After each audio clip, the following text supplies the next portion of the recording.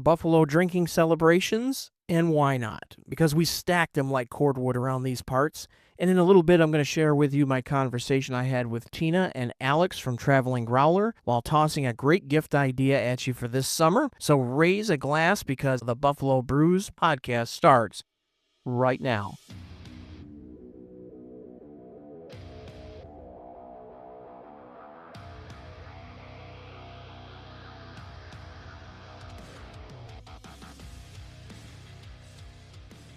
Welcome, everyone. Brews Day is here once again, and you know what that means. I'm Jason Ettinger, your host, a humble partner of all things debauchery, and a purveyor of events throughout Western New York. Thank you for downloading and listening to us today. You can do so at any time on your favorite podcasting platform. Make sure you hit that follow or subscribe button and set us up so that you can automatically download. As always, we embrace reasons to celebrate here in Buffalo. We've got the Bills, we have St. Patrick's Day, we have Recycling Day, we have our kids' first day of school, or their second day of school, or their third day of school.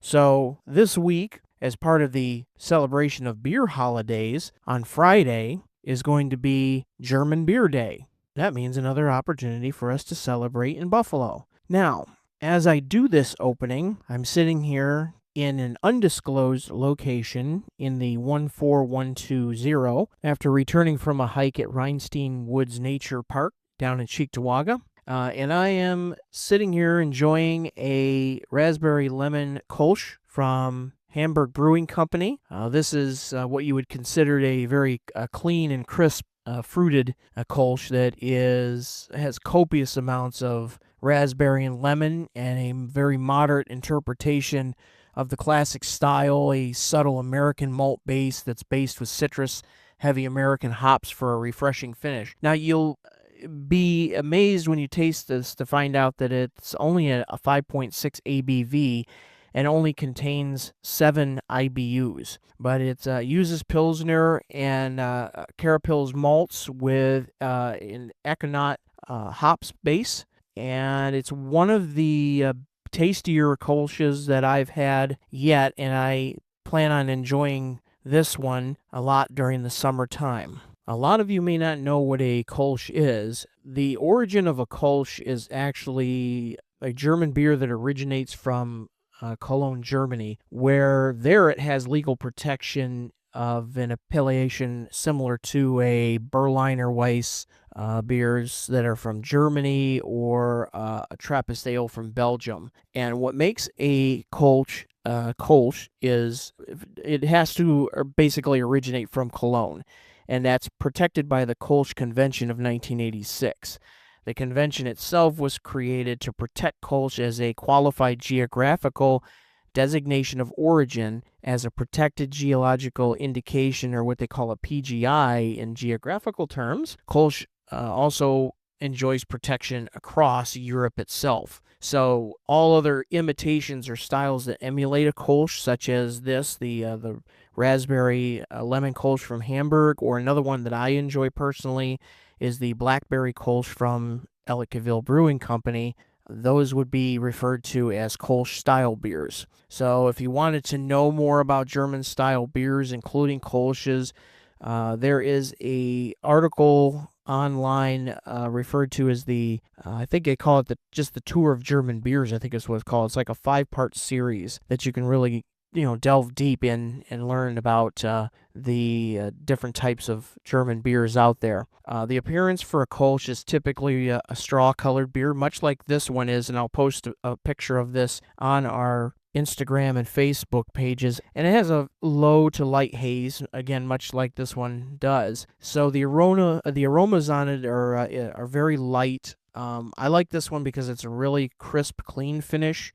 You would expect it more out of such as like a pale lager, and they have low to mild bitterness. This one's very low, super mild, and not a lot of alcohol content. Like I said, this one is a 5.6 ABV and a low malt character, which is another thing that you get out of this that I find is quite pleasant and I think is very enjoyable for the summer months. So there's a wide varieties of versions that are made, and some of the Kolsches, they can be spicy, they can be fruity or herbal. Some of them even have a sulfuric aroma I've only encountered one like that before, and I should have taken a note on that for this opening because I cannot remember what brewery that came from. But even those have even though the aroma is a little sulfuric, the taste is still appealing. So don't always let the smell of the beer turn you away. What foods pair well with Kolsch's? And one of the things that I like about this is it's because of that light body, that very mild flavor. It's not overbearing. Now they say that you can have it with salad, but if you looked at me in any of my pictures, do I look like I eat salad? Salad is an indication that food is coming soon, so to me it's not really food. Many bread-based dishes, anything, of course, fruit or citrus, because you've got that light, almost citrusy taste to most Kolsch's, and cheeses, desserts, and then one of my favorites, of course, is French fries. Because why not have a beer and then have some French fries, right? I mean, that sounds good to me. Salty appetizers, always a good match. You don't want to do anything smoky or anything with a rich flavor because it will always overpower a light beer. So ultimately, they go well in a pairing on a hot summer day and definitely with friends on a patio, something I definitely plan to take advantage of this year.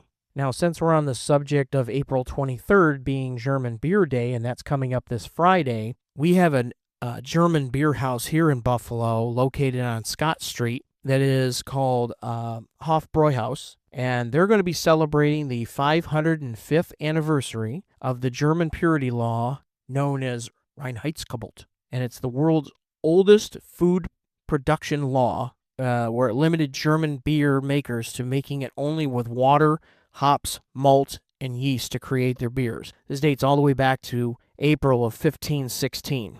Now you're thinking to yourself, water, hops, malt, yeast. That pretty much sounds like any beer, and thus it is good. So they're celebrating the 505th anniversary all this week at Hofbräuhaus Buffalo, and what you will be able to do to go and celebrate is they are running a $15.16 to celebrate the 505th anniversary. $15.16 growler sales that's going on all this week through, I believe it is through Sunday. So every guest who makes a purchase during the week can fill out an entry form, and they will be selecting 2 winners to receive memberships into their Steinmaster Club. Now, if you were to buy into the Steinmaster Club itself, the membership includes your own personal Hofbräuhaus Stein and a locker in the restaurant to keep your Stein. You get 12 free beers throughout the year with priority service at the monthly keg tappings and everyday discounts on food, drink, and in their gift shop. So the Steinmasters Club is an annual membership that typically costs $199 for the first year and $149 for each subsequent year. And it's a staple for every Hofbräuhaus that will be a cornerstone of a community here in Buffalo.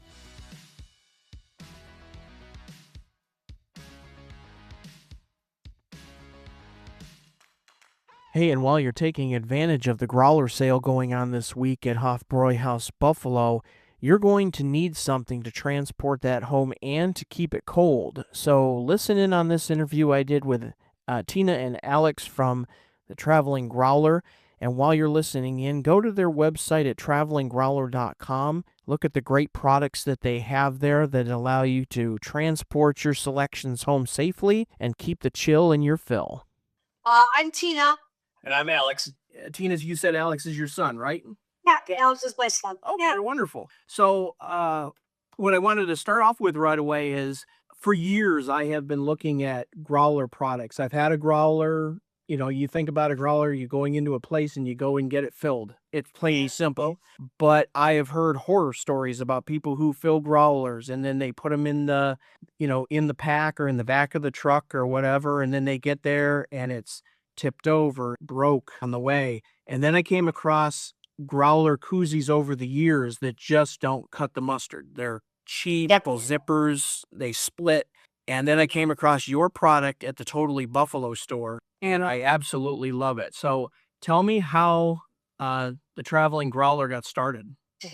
Well, I've actually been a home brewer for quite some time now, and an issue that I found was that I always wanted to bring my beer to my friends' houses to share it with them, and so I'd fill up a growler and bring it over there, and it was one of two things: move everything around your fridge so I can get this growler in there, or put it into a cooler full of ice.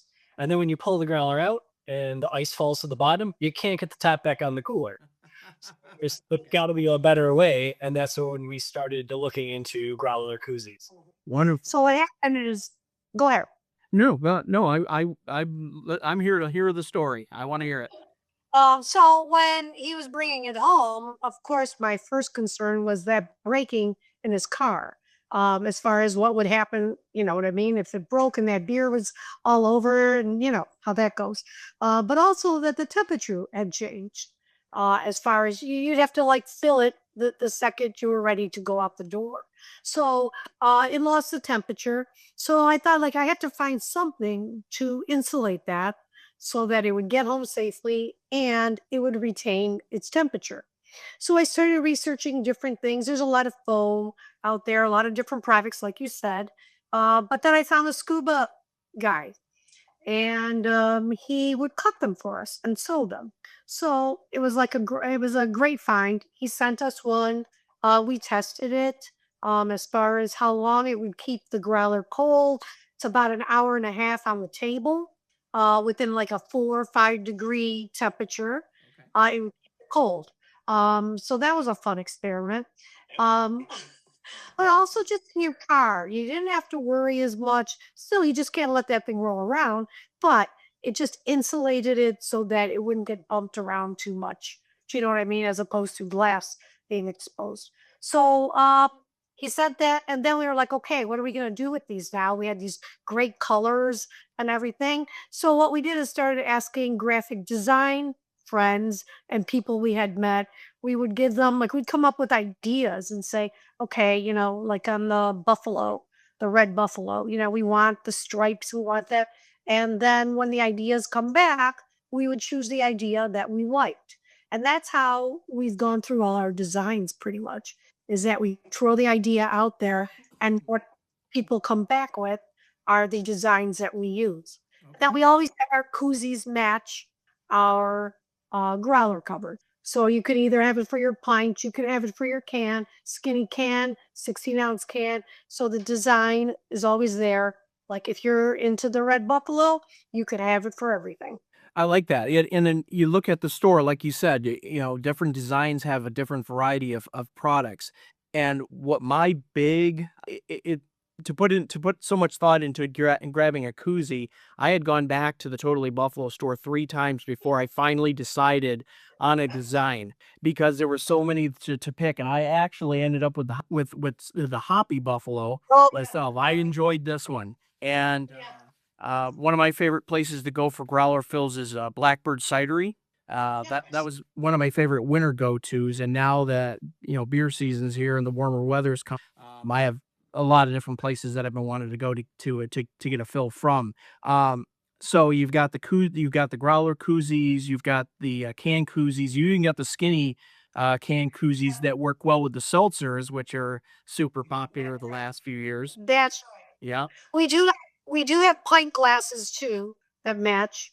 And then we have our little genie growlers. They're a 32 ounce. So if you just wanted a half a growler, we have little ones.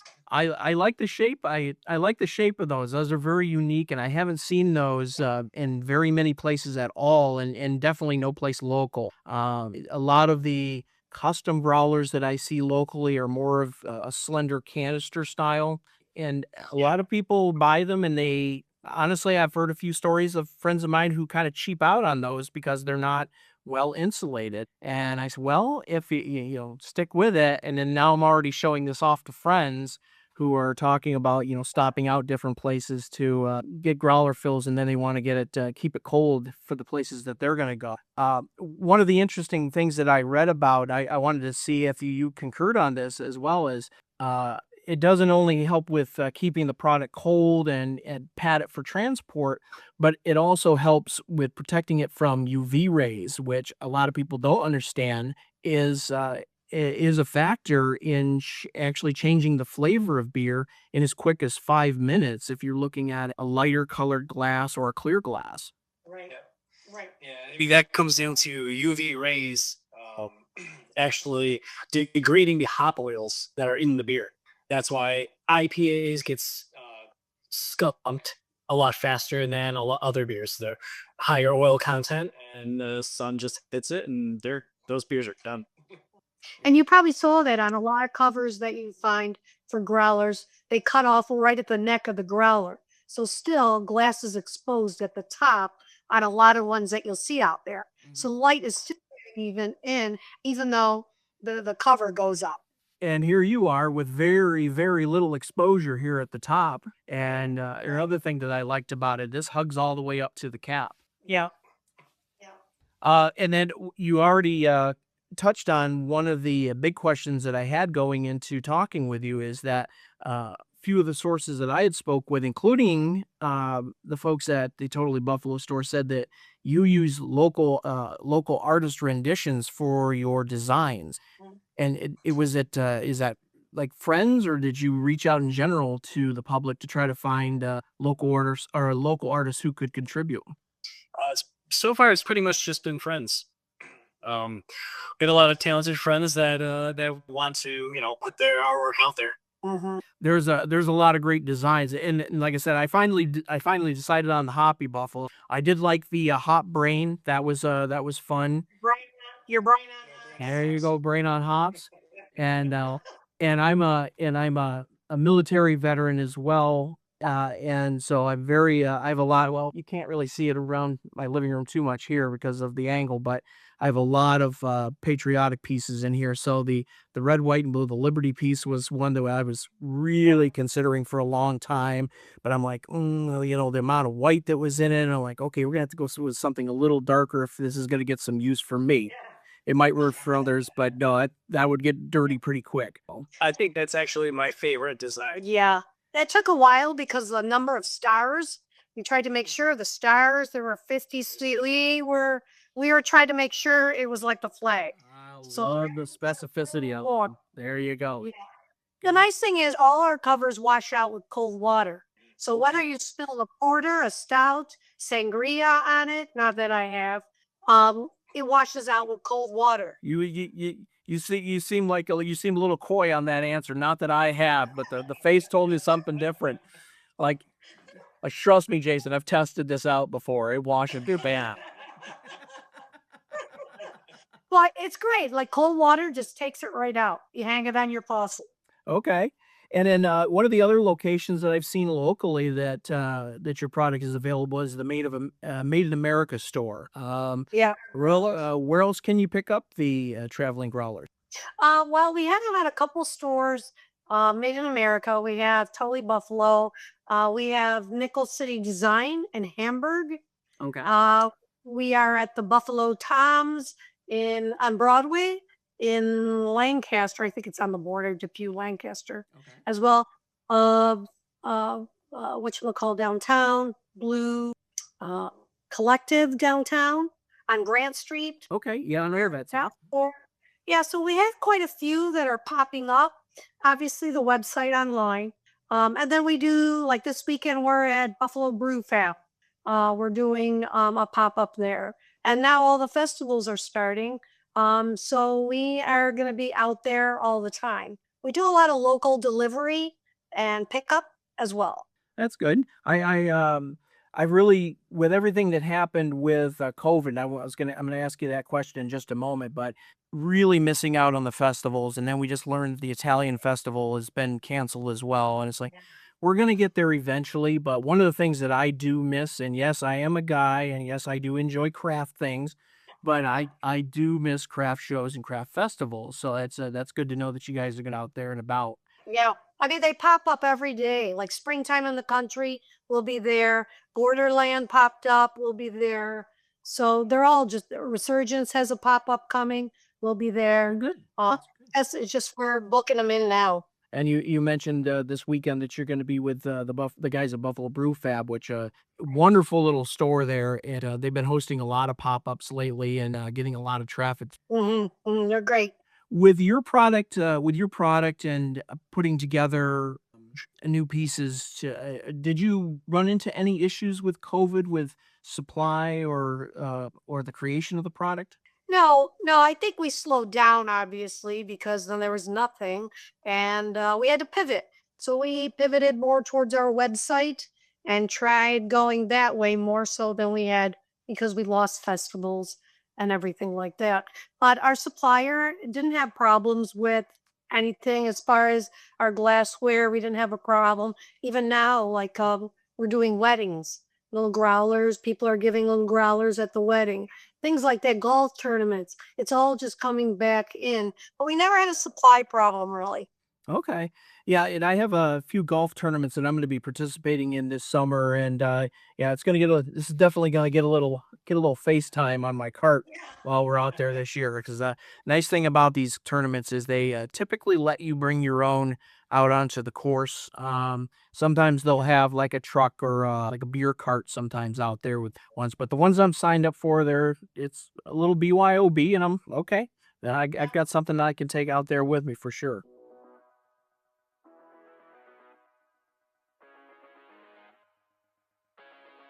Yeah, we've had them as gifts for the golfers. We've done quite a few golf tournaments like that. The little genie, obviously koozies with their logo on it, so we could put people's logo on any of our things as well. Well, that's very good to know. Uh, one of the other questions I had for you is, do you have so among the varieties and the designs that you have, do you each of you have a particular favorite? Yeah, I think the Freedom one is one of my favorites, but the Your Brand on Hops and the Bills Zuba one, I would say those three are my favorites and the ones I predominantly use because I'm a big Bills fan, and this is actually the logo for my podcast. I like that. And then what's the name of your podcast? So we've got a little cross promotion here. It's called Your Brain on Hops. Your Brain on Hops. All right. And I'm sure all available on all the popular platforms as well. Yep, iTunes. It's on pretty much any podcast app that's out there. Yeah, I'm going to be subscribing to that when I get done here. I think, yep. And just for that, we talk about beer, brewing, the brewing industry, pretty much just everything around beer as we sit down and just talk about beer and drink beer. Okay. And then you mentioned at the top of the podcast, at the top of the interview, that you homebrew as well. Correct. Okay. I'd say over 10 years now. Okay. So yeah. A long time. Yep. Any association with any of the local clubs? Souls of Swig. Okay. Homebrew club here in Buffalo. Been with them for maybe 6 or maybe even 7 years now. Okay. We're yeah, one of the things that we're researching on our end is because the only experience that I've had with home brewing was basically it was a carboy kit that I had gotten for, he's my ex-father-in-law now, but I was when I lost my own father, he was really the only dad that I had to connect with. So I had found this kit at a yard sale that the woman made her husband get rid of because she was sick of it sitting around because he never did anything with it. And to my knowledge, he still homebrews. And I remember some of the pieces that he put together, and he did a great job for being a rookie right out of the box. We have the luxury now of very high quality ingredients for homebrewers. So it is fairly easy to brew a good beer that you will be able to drink 5 gallons of when you brew it. So Okay. And you know what too? A lot of people think like that growler is just for beer all the time. But like we have videos called Happy Growler Hour, and they're for sangria, for limoncello shots to put in another one. So you can mix up your cocktails and then you take them with you. All right. So when you go to a friend's house, you can bring your vodka and tea. Or so we have videos on how to make different drinks to put in there, the correct measurements to fit your growler. So you can just mix it up, put your cover on, and you can go. They got it recipeed right out already, right there on the website. Yeah, they're already out there. at least a dozen guys. And then, to close things out, one of the questions that I like to ask also with guests is if you have a favorite, and since we're talking about beer, is there a favorite or some favorite breweries that you have around the Buffalo area that you like to frequent or that you really enjoy? Well, I enjoy or out towards East Aurora. I always enjoy 42 North. Love their beer garden. We love Big Ditch. We love the Thin Man. So when we're at all of those places, they're just fun, and then you run into the same people you see everywhere. Just great to see everyone, especially now. Absolutely. What I really love about it around here is we live in an area where everybody wants everybody else to succeed. Nobody has a big head about anything. Nobody's looking to crush the other guy. In all these conversations I had, it amazes me how many times they'll mention in a conversation that, oh, we worked on this over here, or when we had a problem with this, we went and talked with these guys, and they brought us in and let us use one of their tanks, and we worked on a problem together. Yeah, I'm curious to find out if it's like that in other parts of the country, but it would surprise me that if it were just a Buffalo thing because we're the city of good neighbors here, right down to our breweries. Yeah, the entire beer industry as a whole is very collaborative because taking two great breweries and bringing their brewers together to come up with yet another beer, like it's just two great minds coming together to come up with something even better. So collaboration is paramount in the brewing industry. Absolutely. I always get excited when something new's coming out from somebody. I'll be scrolling along like Instagram and it'll talk about a new collaboration between two. And you look at the two and you know how each is unique in their own right. And now you know they're coming together and it just makes you think for a moment, I wonder what this is going to be like. Yeah. Yeah.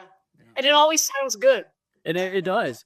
Uh, I just had a conversation this past weekend with Russ William over at Windy Brew, and he was talking about their the blueberry cheesecake sour they did with First Line. Yeah. And I didn't have the opportunity because I spent too long there. I have a tendency to talk nonstop, and I had to get on the road. And having one more before you get on the road, it's not the best idea. Hashtag drink responsibly, people. But yeah, we're so fortunate that we have so much Right. between the wine, beer, even have kombucha, cider. We just have so much in our area. Yes. Stories. At distillery. Yeah, and I'm liking that we're getting a small distillery boom going here as well, and they're really finding their own way. You just mentioned kombucha, which I haven't even taken a moment to be able to. I don't even think I've ever even tasted kombucha. So So many kinds. yeah, yeah, Yeah. and that's going to be its own unique thing. We're going to have a kombucha trail here before too long if I don't get on top of this. And you can get your growler filled there. Really, Yeah. really, Yeah. Winery, cider. You can sell, it's a real sustainable product. yeah. So you're not, a lot of cans. You're not going through a lot. You just take your growler there, like your beer, Yeah. and you fill. Like I said, my big thing was I would always take a trip usually every 2.5 months. I drive up to Blackbird, and that was before they put the place in downtown. And Yeah. I always loved that place. I was always drawn to it because it's in the middle of nowhere, literally in the middle of nowhere, and it's this barn. And you park there, and it's a barn, and there's a little tasting room to the left, and then they take you in the back for the tour, and it's like you just like went into Narnia all of a sudden, and it's this. That's why you like it. It's just it just explodes into the back, and then it goes on forever. And you look at it from the outside, it doesn't look that big at all. And I noticed that for so many years, driving around the Finger Lakes. One of my favorite wineries is actually out on Keuka Lake. It's called McGregor. And it's an old converted pancake house, and it has this narrow white barn off to the side that doesn't look like much. But they walked me in there, and this thing is floor to roof with their machines, and it's reinforced on the inside, and it looks like older and shoddy on the outside, but it's fresh and new on the inside. Yeah. And then you go in, and they have these communal picnic tables. And it's not like other wineries where you'll belly up to the bar and talk to somebody who's pouring and talking about the wine. By the way, wineries who talk about their wine are always a win. I have so many wineries that I've gone into. I want the people who serve my wine like the people who work at Disney, always a smile on their face and being happy to work and talk about what they've got there. But yeah, McGregor, instead, you'll do the tasting sheet, and they'll come to. I don't even know how it is now because I haven't even been out there in the past year or so with going on. But I like that they brought everything to you, and they would sit across from you at the picnic table, and they had a food pairing and a wine, and they would just sit there and just chew the fat with you about wine for 90 minutes. Wow, that sounds wonderful. So I'm always looking at those experiences, and my sister just got back from the Finger Lakes, and she had talked with the folks out at Weiss Winery, and so I'll probably sit down with them at some point and bring them on the podcast. And another one is one of the breweries is Lucky Hair, who is out on Seneca Lake, I believe. They were part of Or southern part of Seneca. Yeah, I believe so. Yeah.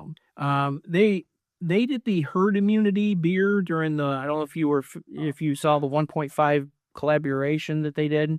I don't know. So when they had that 24 pack came out, Lucky Hair did an IPA in there called Herd Immunity, which was actually really good. And then I was fortunate enough to find it at Consumers locally. I picked up a 6 pack of that to keep around for a bad day.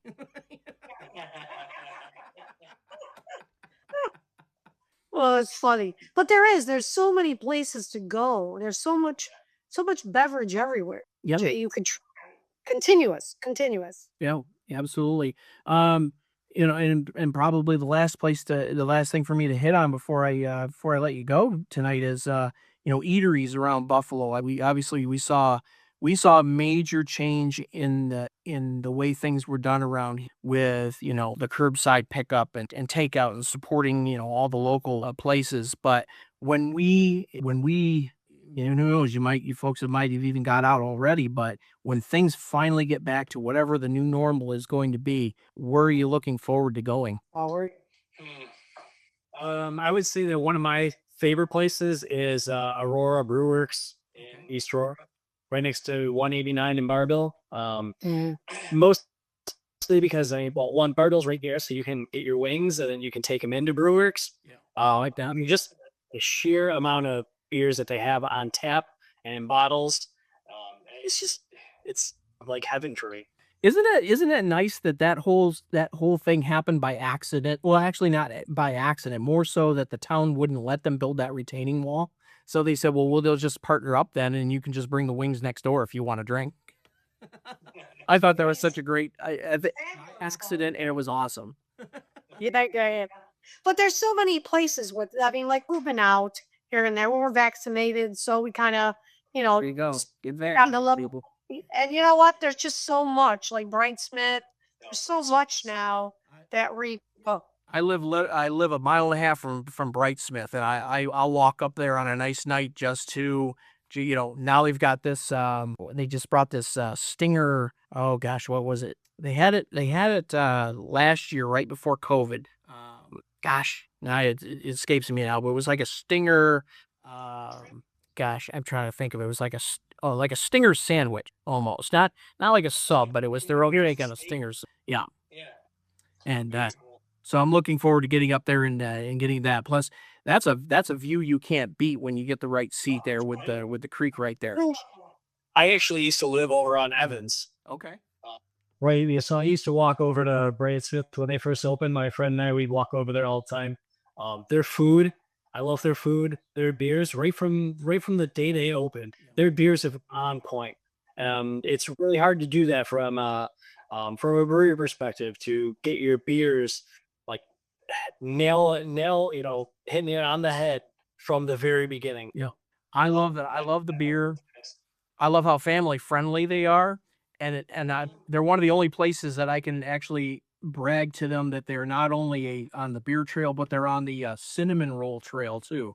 Oh yeah, they use the cinnamon. Oh boy. I went over there and picked up these that I can only quote of as manhole covers that they gave. Wow. Yeah, exactly. Because I even joked. I said, "Hello." I ordered the large cinnamon roll. Like wow. Yeah, that's like a family meal. Jeez Louise, yeah. So But that's it. So many good things everywhere between beverages, food. I mean, we have it all here. it was one of the reasons I really started the podcast. Was it just you had folks that came into Buffalo, and we had celebrities and we had ball players here, and and they're talking about, and there's nothing to do and there's nothing. You leave Buffalo hungry, it's your own fault. We are such a diverse city with everything to offer. I mean, One of the restaurants I miss that was down on Elmwood was Passion, that you used to do Cuban food down there, and I knew Grandma was in the kitchen cooking there. I mean, that was the authentic Cuban food I'd ever had in the U.S. And I've been to Florida multiple times. So, I mean, yeah, you leave it. Oh, there was nothing to eat in Buffalo. You're lying. You just don't like Buffalo. New England paid Trout. New England paid you to come here and say that. Pretty rough. Yeah, that's it. Who's that? Who's the lead brewer down at Resurgence? He won't even call his New England IPAs New England IPAs. He says, because I'll never have the words New England on my can. Yeah. He said, you ever see Buffalo IPA on my cans? It's a New England IPA, but I'm never putting it on my can. He knows better. Yeah, that's right. Good man, smart man. So, Tina, Alex, I really appreciate you talking with me tonight, and best of luck to you with everything that you got going forward. Is there anything in the future for you guys? Is anything coming up? We have some new products. Yeah, new products are coming out. More along the line of, what people are out there doing, adventure-wise, things like that coming out. But new designs, we have new designs coming out. Just getting out there as everybody starts getting out. Yeah, we're finally getting out there to stretch our legs. That's it's long awaited and well deserved. Well, let us know what you get filled in your growler. We always love to see Sure. where people fill, like where you are, what you're getting, and then just put it on there so people. That's half the fun. See what people are finding. Yeah, right now I've got my eye on, because one of my favorites right now is the Ellicottville Brewing Company has the blueberry maple pancake. Yeah. I think right now Consumers has it on tap for their Growler Club, so I might pop over there and get a fill of that, because one of the things that I enjoyed about that was it's made with Sprague Farms maple syrup. Right. I'm a big hiker, and I hike the Sprague Forest a lot, so I always literally I'll walk to the sugar shacks, and then you can see the maple the lines that are running through the forest that run downhill all the time. And then when I started putting two and two together, I'm like, okay, I like this beer a little bit more now, knowing whoever walked right by it as it was running down the lines. Well, let us know what you find when you're out there. Yeah, thank you very much. Thanks so much for having us. Yeah, thank you. Yeah, we'll keep in touch, and we'll exchange a few stories when this comes out, and we'll get some more people right on. Beer. Yeah. Yeah, let's do that. All right, guys. Sounds great. Yeah, yeah, thanks so much. Have a great night. Cheers. Thanks again to Tina and Alex from Traveling Growler for talking to me about their wonderful products, and I'm definitely going to keep in touch with them about some of the fills I've got coming up. Go onto their website at travelinggrowler.com. They have a selection, a very wide selection of items there. They have the koozies for growlers, pint glasses, cans, skinny cans. They also have their genie style growlers, pint glasses, apparel, and ladies. If you want your growler to be pink, they have the pink growlers there as well. So travelinggrowler.com for some ideas for yourself and great gift ideas for others. And with that, that's going to be the end of episode 5 of the Buffalo Brews podcast. I wanted to let you know, make sure you follow us on Instagram and Facebook. You can find us on your favorite podcast platform and hit that subscribe button. Take an opportunity to share us with friends and family and coworkers. You can email us at any time. One of the emails that I just got this week about our last episode in regards to the interview with Russ William at Windy Brews was given a great compliment that it was the best episode yet. Hey, we're only 4 episodes in at that point, but if it's the best of 4 episodes, I'll take that. So, as always, I love talking to you all, and you can join us next week. And until then, just remember to go out there with much peace and love, and to remember to make your own path. Until next week, so long.